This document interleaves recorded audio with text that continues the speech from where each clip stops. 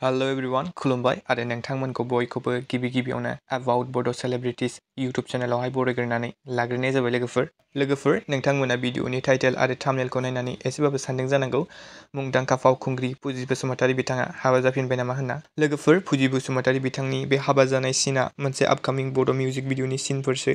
लोगोफोर बे आपकामिं बड' मिउजिक भिडिअनि टाइटेलानो जाहैबाय गोमाबाय। लोगोफोर बेनि बागै आङो मैयाबो मोनसे भिडिअ बानायना हगारखादों जाय नायदों नोंथांमोना मिथिखायो जानांगौ। ओमफ्राय लोगोफोर बे मिउजिक भिडिअआव जोङो फुजि बसुमतारी बिथांजों लोगोसे सिद्धार्थ बर' बिथांखौ फाव खालामनायखौ नुनो मोनगोन। लोगोफोर बे मिउजिक भिडिअखौ जोङो लेहेर फिल्म प्रडाक्शन यूट्यूब चेनेलावहाय नुनो मोनगोन। ओमफ्राय लोगोफोर नोंथांमोना बे मिउजिक भिडिअनि ससे सीनफोरखौ नुनानै नायनो एक्साइटेड नामा? आंथ' जोबोद एक्साइटेड जाना दं। आसा खालामो बे मिउजिक भिडिअखौ लेहेर फिल्म प्रडाक्शन यूट्यूब चेनेला थाबैनो रिलिज खालामगोन। ओमफ्राय लोगोफोर नोंथांमोनाव आं मैया मोनसे कुइसन खालामदोंमोन सोर बबे डिस्ट्रिक्टनिफ्राय नायदों कमेन्ट्स खालाम होनना। स' बेवहाय सानै ब्र'मोना कमेन्ट्स खालामदों। स' आं बिथांमोननि नामखौ फरायलांनि।